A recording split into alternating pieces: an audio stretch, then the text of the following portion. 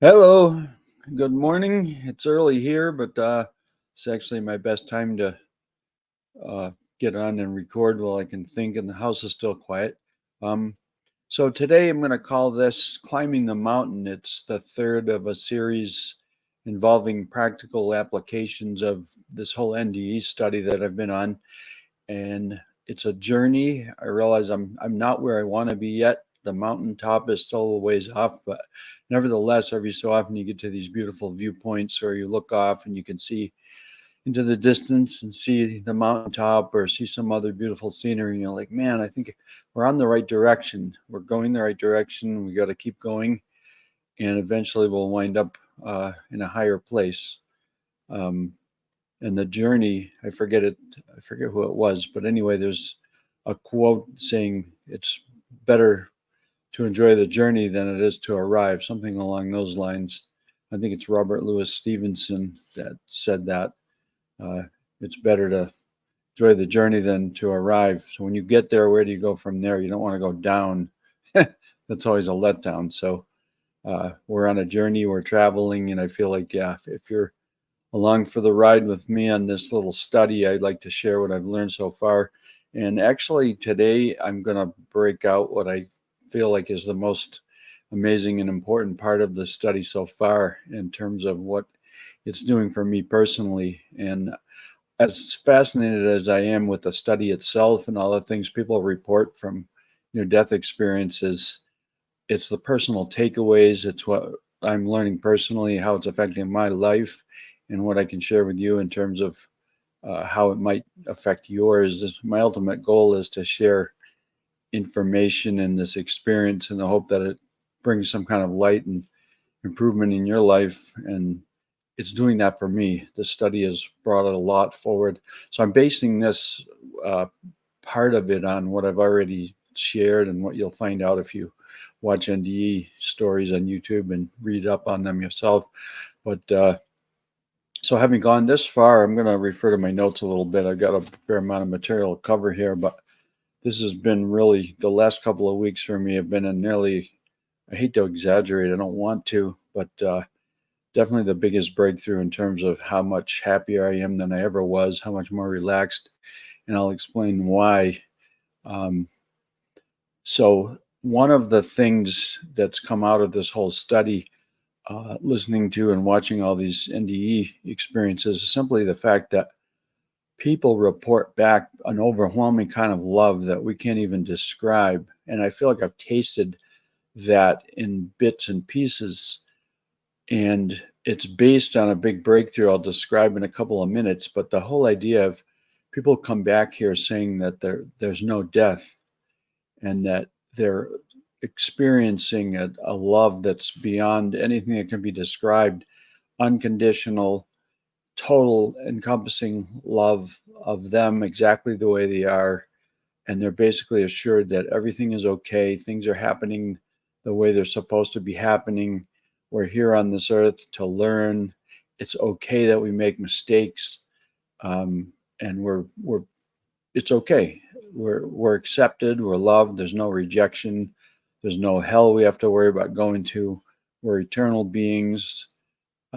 Many of them agree that this is one of a number of lives that are required to learn all we have to learn, and that we have a lot of more control over our lives than we ever thought, that we do have free will, and that I believe when Jesus said, he said, the kingdom of God is within you. And he said, you are God's, essentially. And some people would say that's blasphemous or heretical or whatever. But the idea, Jesus said, basically, you'll do greater things than I've done. And a lot of people would refer to him as an ascended master or someone that's basically farther ahead on the path through life, and that what he's done, he's paved the way that we can go. He's done it already. He's way ahead of us, and yet we can keep evolving as people and become very much like him and manifest things. I realize too, is it sounds new agey, based on my prior church experience, but the idea of manifesting things, we read in the Bible or hear about all the miracles and things that he performed. And he basically was saying, well, you do greater things than these. you're simply manifesting these capabilities and powers that you have in you and you have not developed. You're not aware of them. And I've heard NDE people explain and that basically Jesus, when he was out in the desert and wandering and doing this studying he was doing, the Bible kind of brushes over this. And I believe the Bible is kind of, during translation and various things were left out or not elaborated on. And one of these things I've heard elaborated on that makes sense is that there was a block of time in his life where it's more or less unaccounted for, other than to say that he wandered in the desert or traveled through Egypt and India and different places, and all the while studying and learning under people that were further ahead of him at the time in learning what he could do or whatever. So he had to evolve as a person on earth from being born a baby. He wasn't born with all this operating in him already. He studied and learned and knew that was his mission in life, to find these things out. And by the time he was able to manifest these things as miracles, we didn't know what the background of that was. Everybody, including myself, would just believe that these things, because he was God, they were just in him. But then he turns around and he tells humans, you are gods. You're basically created in the image of God, and that you've got these powers in you. So that's an aside there. Let me jump back on track here. So based on the idea, and here's another thing that's amazing to me, is I personally find absolutely nothing more liberating than believing and understanding that we are eternal. There is no death. There's no judgment. We're here to learn, and it's okay if we make mistakes. Some people have gone so far as to say there is no wrong. There is no right or wrong. You're free to just do and be and act. And I have a hard time processing even that. It's so amazingly liberating. But for me personally, there is nothing more liberating than the idea we're not under judgment. We don't have anything to fear. It's okay to be who we are, and to be able to love ourselves and forgive ourselves for our past mistakes and not be under judgment or any of that type of thing. And here's the big breakthrough. I'll summarize this as quickly as I can because I want to get into the applications of it, but simply the idea that life boils down to two basic paradigms that control us.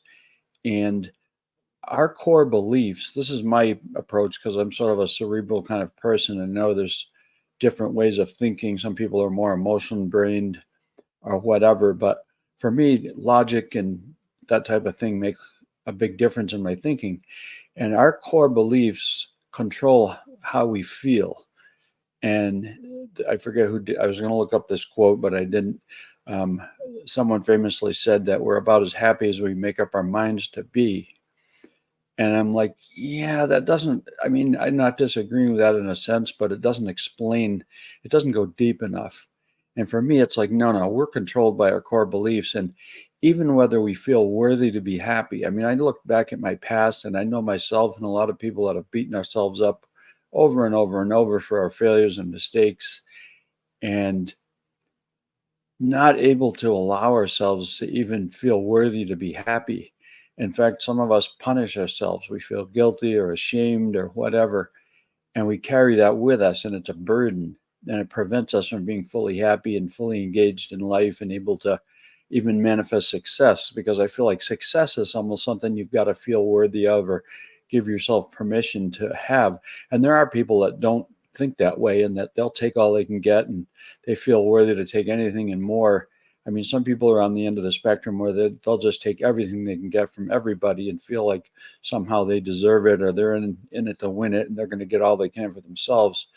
And then there's people that are almost like, I think we're more drawn toward religion and self-analysis and everything because we feel like there's got to be some justice.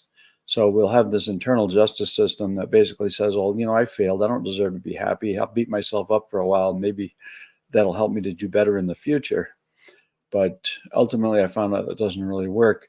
Our intrinsic belief system controls how we feel, even if it's indirect. Psychologically, people that have been through trauma or abuse can go through their whole life and never feel worthy, like they get beaten down or, they feel victimized and they can never really be happy. And that's terribly sad.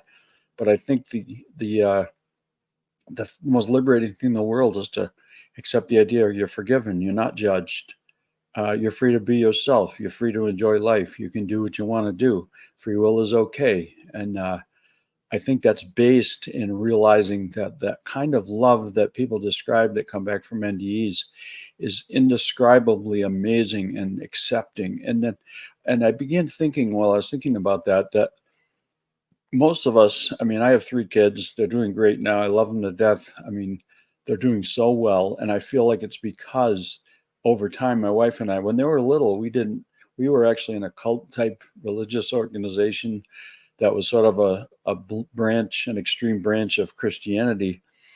And it was so fear controlled. And here's the thing, the big breakthrough that I'm talking about leading up to is simply that there's 2 paradigms that control how we live, think, feel, and what direction we go in. And very simply, there's only 2 competing motives, and this has been attested to by NDE people, is simply there's love, which basically is Jesus was the embodiment of love, so a constructive force, but also there is the emotion. And it's not all just mushy emotion, because there's room in here for tough love in a good sense. If love is the root motive, real love is very, very constructive, and not love doesn't reject people. Love, like the love chapter in Corinthians that Paul wrote, is very, very, very descriptive. Like he had that understanding of deep, true love, where you have the patience and the long suffering and that willingness to give and give and give again and forgive, 1,000 times, 7 times 7, 70 times 7 times, is like to keep, in other words, not to give up on anybody, to keep on trying, to keep reaching out. I mean, we don't have that. I don't have that endurance. I've snapped on people. I've snapped on myself, but I'm working toward it. But I'm seeing now is like real love is a very beautiful, constructive, forgiving force that will just keep investing in people with the ultimate hope of bringing them over the line into a better place. And that kind of love is so powerful. And it also is the driver. Like people that come back from NDEs, very often they're living in this bliss, in this wonderful state, and they don't want to come back here. And then when they're shown the impact they can have when they do come back, and the love they can share, and the lives they can touch, they'll come back. They will. They'll have a choice. They'll be given a choice. But it's like, well, if you don't do this, I mean, there's a lot of probability in terms of what's going to happen in the future. And I don't, I mean, people prophesy the future based on what now is, but that can be altered. So in other words, somebody can be shown what would happen with their family or their kids or their pets or anything back here if they don't come back. And very often they'll be like, yeah, I can't watch that person crash and burn. I'm going to go back to help them and help save them from the not knowing, from the fate of going on blundering forward without knowing the love of God or the love that is. And they'll come back. So that's sort of showing where the love is. The love is the driver, the motive, the good motive. And then on the other side, I'd say the word fear encapsulates almost all the other negative motivation that most of us have lived under. And that's the thing right there, is to live in the paradigm of fear. It drives us. We don't, we might get glimpses of love here and there, usually through people that have some love in them. But in this earth school is tough. People describe it as earth school. We're here to learn. Well, it's a tough, tough place, because when people are here and they're separated into these bodies and not connected anymore to God or to other people or to love, this is a huge learning experience. And very often fear is the driver. When fear is the driver, then people are struggling. And I lived through this myself for many years when the kids were young and I wasn't making a ton of money. I felt I used to have this terrible analogy in the back of my head. Like, I would keep a ledger of bills. Every month there was a list of bills that had to be paid. And it was like this, I could hear this tank, like an old army tank, rumbling along behind me, rumbling and rumbling, the treads clacking away. if I slowed down and was out of work for a few weeks or couldn't work or didn't make much money, I could hear the tank getting closer, just rumbling along. And if I couldn't stay ahead of that tank, eventually it was going to overtake me and just run me over, and I'd be crushed under the treads. Just pretty grim analogy. But the idea is that, yeah, if you make a chunk of money or you get ahead, then you're not worrying. And I know how many people worry. The tank's just rumbling along behind you, and you've got to keep ahead of it or you're going to get driven over. So that's fear driving you to keep working harder and harder, trying to make money or do whatever you've got to do. But that fear paradigm drives, I mean, even in Christianity and religion, one of the biggest, terriblest things I realize, here's why religion has caused so much damage and so much pain and suffering, is it's not driven by love. Jesus said, let everything be done in love. Paul said that. And it's like Jesus said, it's love. It's all about love. And we're like, yeah, well, what about love? People think about romance or sex or being nice to your pets or your kids and all that. Those are forms and bits and pieces of the package, but the whole idea of being motivated by love, it's totally voluntary. It's not a compulsory thing. Because I think even in religion, there's this compulsion to evangelize. You got to go out there and share the word. You don't even know what love is, and you're supposed to go out there and tell other people about it. So there's this driven element of it, duty bound, compulsion. Uh, and yet these people, and I was one of them, I grew up in a church, and I was like, oh, geez. And I used to resent the fact that we were expected to live under a set of rules the rest of the world wasn't. And maybe somehow they had it better than we. They were freer. They were liberated. They could do what the heck they wanted to and not worry about it that much. But you get into the church, and instead of it really being love motivated and totally voluntary, it was like, well, you have to do this and that. And there's fear of judgment and condemnation. And if you don't toe the mark, you're going to get thrown in hell. All this terrifically deceptive, negative stuff, which is never intended. And I even consider it, in a sense, religious rape when people try to force you, telling you, threatening you, you have to believe something or you're going to hell. Wait a minute. Have to? How do you control that? If you present me information, if you tell me about insurance plans or a car or something like that, I can make a choice whether I believe you or not based on the information you're presenting. Do I consider it plausible? Can you back it up with some evidence? The idea that somebody can threaten you and tell you have to believe, so how can you believe something based on being forced to? You can say you do. If somebody puts a gun to your head and says, do you believe? Well, sure, yeah, of course I believe that. I don't want to get blown up. But do you really believe it? I mean, let's be realistic. Threatening people with consequences for not believing something, it's a completely ludicrous concept to begin with. So anyway, that's kind of an aside. I'm going to get back to my notes here. So I was going to say about kids. So raising kids, and here's a twist, is myself and most people I've known, you bring kids into this world and they start out innocent. We're all very defensive about little kids and how innocent they are, and yet they walk into this world, they're cut off from what they might have had in the past, and they're ignorant about what they're going into until they're taught something. But we try to provide them with this paradise that we would like to be living in. It's almost like, oh, they're little innocent kids. Let's create Santa Claus and Christmas and Easter and the Easter Bunny and wonderful fantasy things. Take them to Disney World. Let's show them how beautiful and amazing life is. Well, you know what? That doesn't exist here. We want to create that. We want to create a paradise where they can live a perfect life and be perfect people and be happy and never have anything bad happen. And of course, you don't get too far down the road before the disillusionment sets in. Pretty soon you see their humanity when their self-will emerges, in their terrible twos, and now they become brats and they're terrible. And meanwhile, we've got this terrible world. It's a beautiful world, but on the other hand, you turn on the TV and what do you see? You see the bad part of the world. You don't want your kids seeing, murders and explosions and wars. I remember being a kid, pretty young, and I grew up during the Vietnam era. I was born in '59. And the Vietnam War was going on later. And I remember seeing horrifying images on TV, and I'd never seen them. My folks tried to shelter us from that. And of course, there's always that point at which they're out of the room and you're watching the old console TV, and all of a sudden there's this graphic images of people getting burned up by flamethrowers and gunned down by machine guns. And that horrifying moment when you realize this world is not what you were told it was, and you're not seeing the love that you see in church. You go to church on Sunday and everybody's all happy and nice and treat you well. And then you're watching stuff on TV of people murdering each other.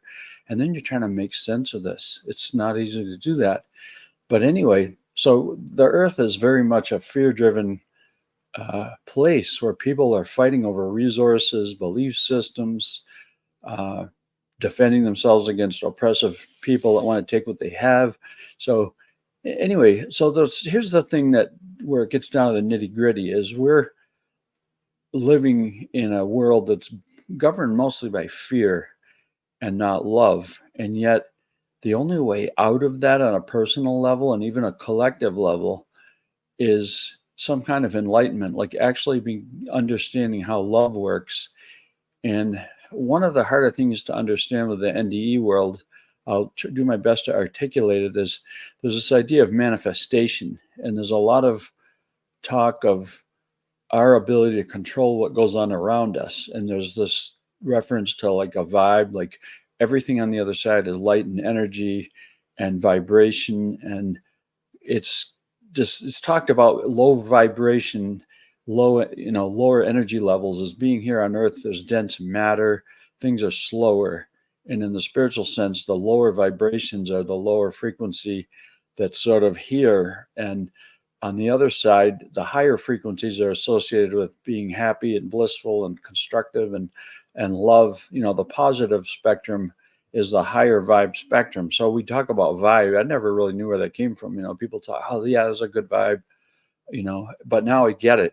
I kind of understand. Yeah, some people you just sort of feel a good vibe coming from, and you mesh with them, you can understand them, and you feel like they understand you. And it's sort of like empathy. And on the other side, it's all telepathic communication. So there's a certain vibe, a frequency at which we're happier and we function better. And the lower vibe, the kind of the low end of the thing is the spectrum where things are slower, they're darker, they're like, I think of depression and guilt and misery and lack of energy. It's all kind of associated with that side of things. So let me check my notes here so I don't go off track. So basically, so you have the love versus fear. Love encompasses the positive things, ecstasy, happiness, bliss, just walking in patience, in empathy, expressions of love, uh, appreciation of beauty, appreciation of nature, of other people, everything, like, because you have a choice in where you're going. This isn't like just information. This can be applied. Like I found over the last so many months is like I asked myself, how do I apply what I'm learning from all this? Is it just dead information that I'm just going to store somewhere? Is it entertainment?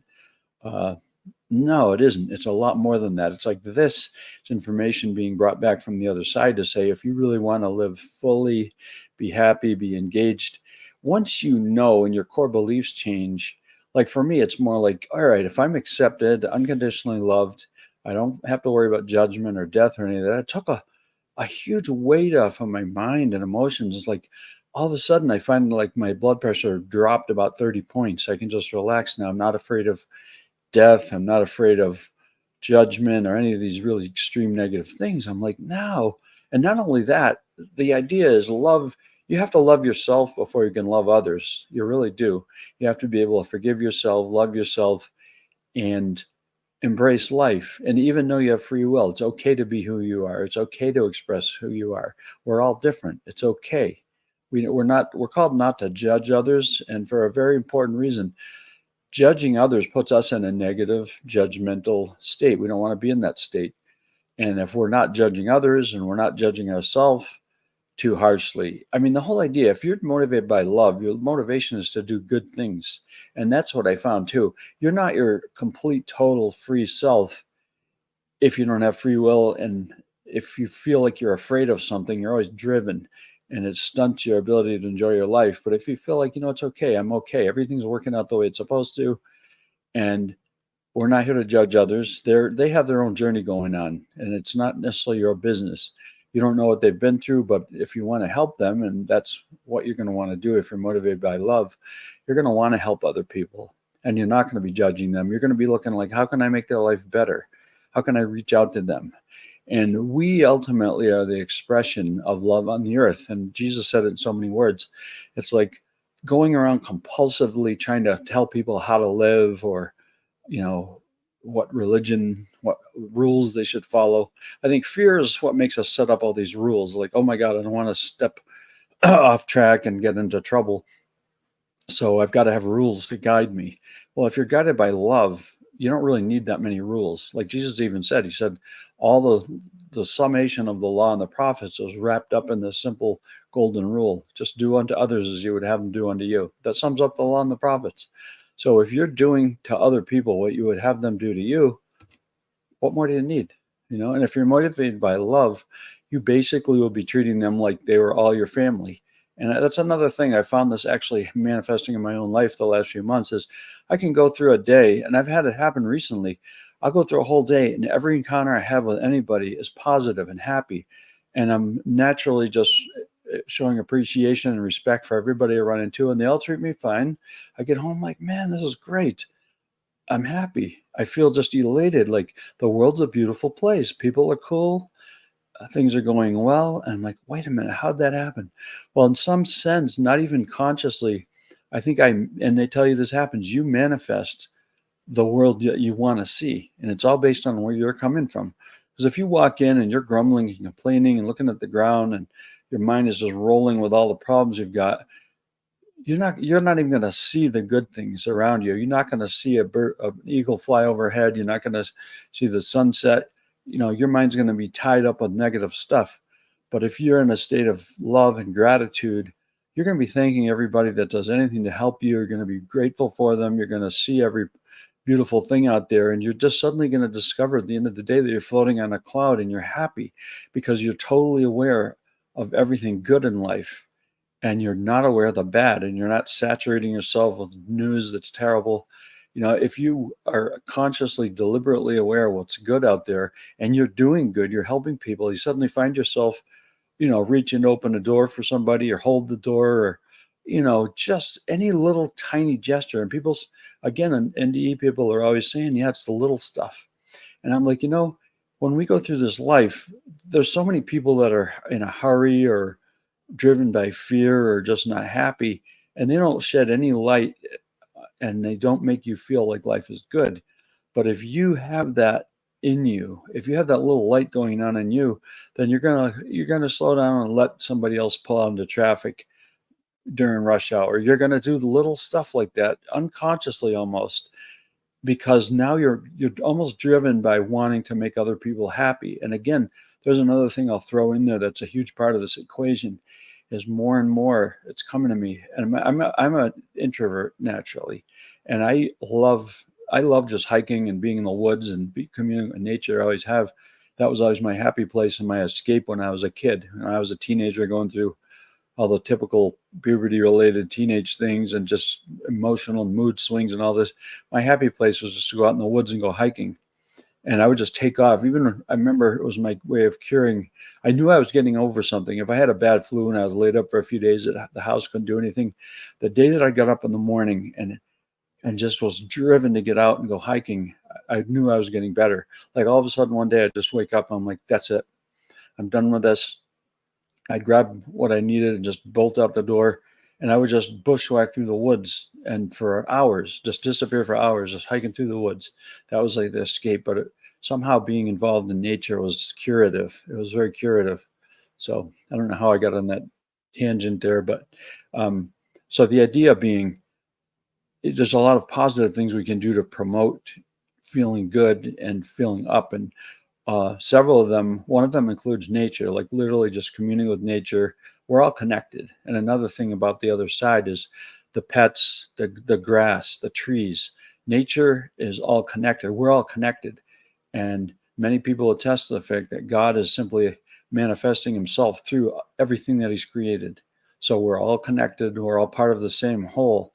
That's why I love nature and respect nature. I don't want to see the earth damaged or polluted or any of this stuff, because we're part of it. What we do to another, we do to ourselves. Even, and I used to apply that on the human spectrum. Like, yeah, the golden rule, excuse me, is enforced in a strange way, because during life reviews, we see the impact our lives have had on others. And we're not seeing it in a judgmental way, but we're certainly going to take note of whether what we did had a good or bad impact on somebody else. But I realize we're all connected. So if we're all connected and nature is a manifestation of the same creative force, and it's all there on the other side, which it is, then what we do here to anybody, to a pet, to a tree, to, in other words, we're all connected. So what we do to others, we do to ourselves. And that's both good and bad. If we decide to do good, it comes back on us. And if we don't do good, then that comes back too. So either way, we reap consequences. We're all connected. So let me see what else I had to share here. I think I've covered a lot of it.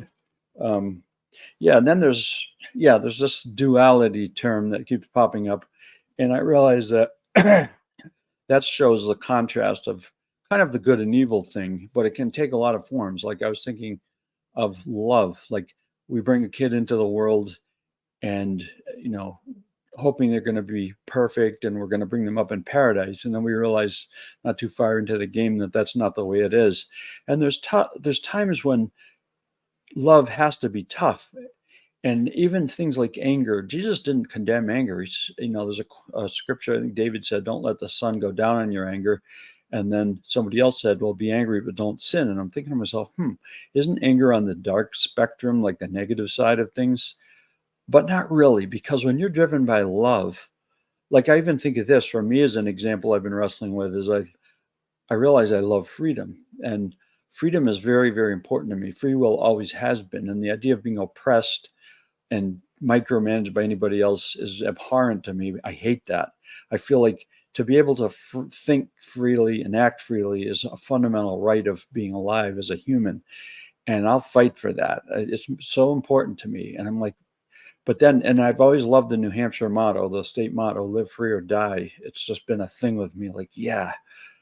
And, General John Stark, going back in history, uh, there was a battle in which he's basically spoke out and quoted, live free or die. And it was like, yeah, the revolutionary spirit of fighting for freedom, our revolution, fighting for freedom, you know, even now, like I think of Ukraine and the Russians and Putin and everything and Hitler and those kind of guys. I've always hated them deeply. And I'm like, yeah, I don't want to be a hater.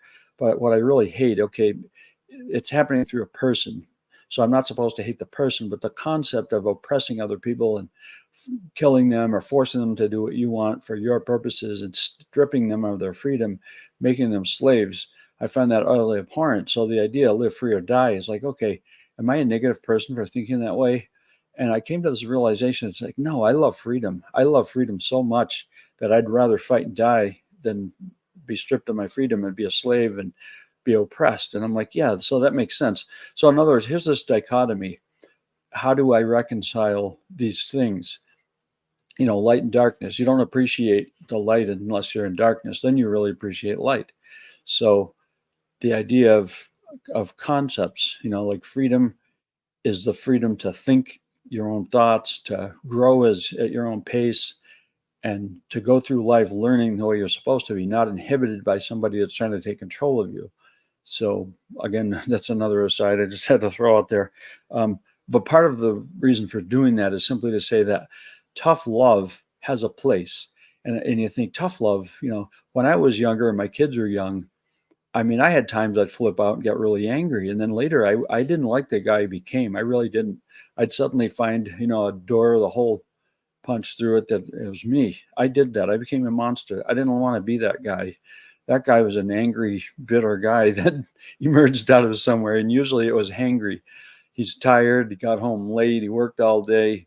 And then, horribly tired and hungry. And then finding there's the end of the patience. And then he'll flip out and lose it and yell and scream and break things. And then later you're like, I don't like that guy. That guy's a monster. I don't want it. And you feel shocked. Like, how did I become that monster? I don't want to be that monster. Well, so here's the thing. Where's the motive coming from? If fear is somewhere back in there, you feel like your survival is threatened if you can't sleep and you can't eat and you can't manage your life, I think that's where that comes out of. That kind of negative, destructive anger is like you feel like you're being closed in on and deprived of what you need, and now your existence is threatened. You're not happy anymore because your life's gotten totally out of balance and your needs aren't being met. Nobody cares about how you feel, so you just lash out in anger. And whereas love is on the other side of the spectrum. But here's the thing: love can manifest through anger, because if you're looking out for somebody and you really love them, you're going to do what's best for them. You're going to make them, sometimes physically stop them from doing something destructive, or you might grab them and say, no, you have to do this way now because your survival depends on it, your future depends on it. And if you're doing that in love, it's not a bad thing. Sometimes you have to take control, you have to be forceful. And love isn't just a mushy emotion where you just da da, oh, you're so cute, you're so nice, da da da. Well, that may be true in one context, and it is, and that's terrific. And affection is a wonderful thing, and encouragement is a wonderful thing. But sometimes you got to get in the way and say, "Hey, dude, don't do this. Please don't do this. Stop. Put that down. Put that away. Don't take that needle up. Don't drink that. Whatever. Don't get behind the wheel. Don't, in other words, you're looking out for somebody. That's a form of love that will intervene to help somebody. So, and anger, even when, I've thought of this, like somebody goes to attack somebody you love, or they're putting their life in danger, you'll do what you got to do. You need to act. You may not even be angry. And I realized that I think a person's reached a good level if they can act almost against what would be the normal ethic. Like if somebody's threatening somebody that you love and you have to intervene and fight them off or do something, hey, you're doing it in love. And at that point, even it's better you don't even feel anger if you can just do it. It's like I admire surgeons. I had to go in for surgery recently, and I'm like, man, people that can just not feel, not get squeamish, not freak out, go in there and cut into somebody for the sake of saving their life. That takes something I ain't got. I mean, I admire that. It's like you can go in there and take the risk of cutting somebody up and working to heal them. That seems like a terrible negative thing to me, because I would freak out. I don't like that. I don't like going through it. I don't like medical things, but I'm damn glad there's people there that can do that, that can go in there, and that's their job. That's their 9 to 5. They have that gift. We're all gifted with different things. And I'm thankful for every type of person out there that can, everybody's got something to offer. That's the way I see it. Everyone's got something to offer, some gift. You may not be meant to be a astrophysicist or a surgeon or whatever. Hey, if all you can do is, clean floors and windows, good for you. Do what you're given. We're all meant to work together in this thing to have it all balance out. So, okay, do I have anything else to share?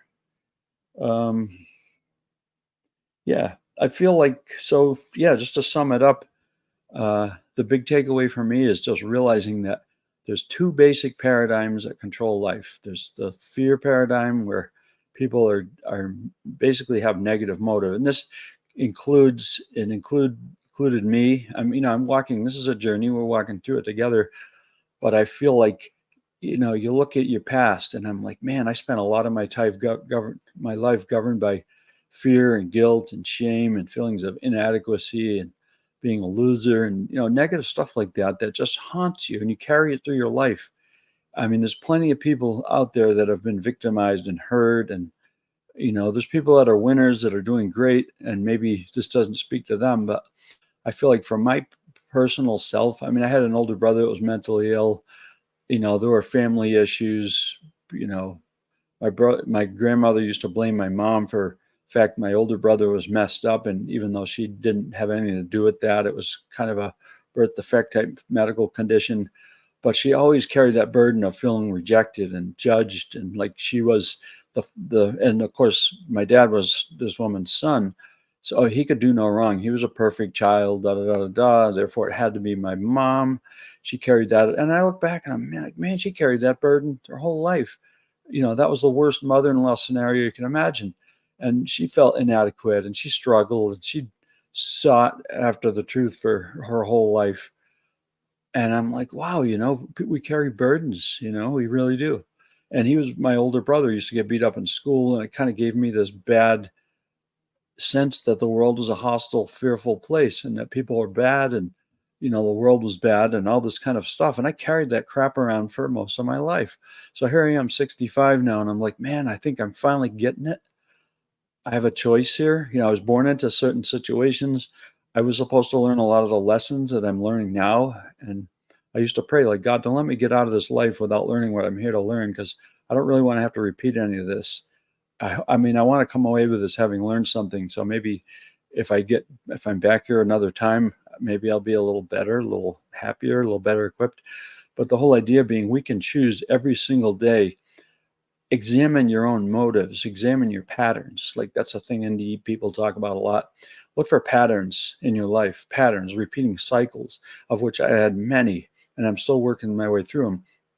Is thought patterns. What kind of cycles occur in your mind? How do you react to things? Do you have habitual ways of reacting to things? Maybe examine them. What makes you happy? Hey, you're free. You go do more of the things you actually enjoy doing. Get out there. If there's certain things you enjoy, you just do them. Certain music you like, listen to it. There's no reason not to. Uh, Seek out things that make you happy.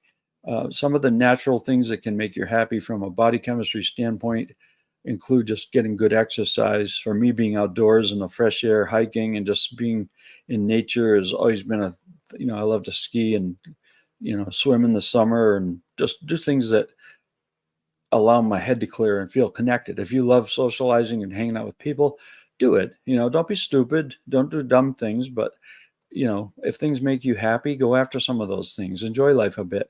You're free. You're not going to be judged. You're not going to be rejected. There's no death. I think the only thing I fear now, I don't fear being on the other side. I don't fear death itself, but I don't like medical problems and I don't like laying around in pain. That's what I fear. I'd rather, I hope when my time comes, it's a quick transition. I really don't like being in pain. And I've been through a few bouts of that lately that aren't fun. But other than that, I mean, we're here to learn. Let's make it count. Let's make every day count, and let's make other people's lives better. That's my takeaway. Every day I try to look for ways, how can I, and again, I don't know if I said it already this time, but people, I had this breakthrough a few weeks ago. It's like, it seems so obvious, but it's like people. It's about the people, the people, the people. We're all going to be on the other side one day. And the people we interact with in this life, we're going to see. And if we can make their lives a little better, we're adding to that collective upward spiral that I think is happening now, what I consider the great awakening, the enlightenment. I feel like we're going into a period of enlightenment. And people have said this off and on for generations, but a lot of people support the idea that, we're entering an age of enlightenment when we'll have had enough war and violence and killing and all this negative stuff. And for me, it boils down to simply making that decision on an individual level. It's like, wait a minute, I'm stepping out of this fear thing. I'm done with it. I've had enough of it. I see the destructive power. And you know what? We have a choice. That's the most wonderful thing in the world. We have a choice. You can make a choice, and it's in little things. You can't just do it in an instant, but your life can become a manifestation of small instances of tiny choices that add up to a huge choice. It's like, I'm not going to be motivated by fear anymore. And that was a breakthrough for me a few weeks ago. I'm like, you know what? I'm done being motivated by fear. I'm just done with it. And all the things associated with fear of judgment, guilt, shame, rejection, all this kind of crap. It's like, no, you have a choice. If your core beliefs change, you will change. If your core beliefs change, how you feel will change. And for me, it's like the core belief of, fearing judgment and damnation and all this kind of stuff. That produces the most miserable feeling of, oh my God, being driven to try to, do better, but not through love. You're just trying to avoid pain and suffering. That sucks. What about love? What about knowing that you're accepted? You know, and that was the other point I didn't make yet. I'll make this point and then I'll wrap up. Simply the idea we try to create that paradise for our kids when they're little. And what do? We reproduce, or we attempt to reproduce the conditions almost the way they are on the other side. When you go to the other side and you are met with unconditional love and acceptance, of you exactly the way you are, no judgment, no fear of rejection, no fear of being thrown in hell, any of this stuff, and you're experiencing this bliss and love. Now you're trying to reproduce that for your kids. Basically, you want them to feel accepted and loved and free and like they can be themselves. And it's like, wait a minute, why do we deprive ourselves of that now and here? What did we buy into that took that away from us? Like, if we bought into the idea that we have to toe the mark or we're going to be thrown in hell, what does that have to? Would you put that your kid up to that as a little kid? I hope not. I mean, some people do. I tell this story about a friend of mine that grew up in a Catholic church, and they would take the kids down into the boiler room and open the little door into the furnace and look, see the swirling flames. Well, if you don't do this and this and this, and if you sin against God, that's where you're going. I mean, that's sick. That's torture. That's spiritual rape to me, forcing people to accept some false paradigm of damnation and judgment and hell when you're a little kid. What a toxic exposure to a toxic God that is. That's not the true God. I'm sorry, folks. Call me a heretic if you will. I'm not buying that. That's just evil. I mean, the real God is a loving, accepting God. Jesus was loving, accepting. He was crucified because he would associate with all the people that the religious people hated. The religious people, the ones that crucified Jesus, they testified against him and told him that, basically saying he was being seditious against the king by claiming to be a god or be a king.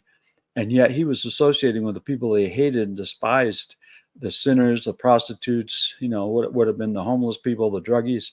He was helping them.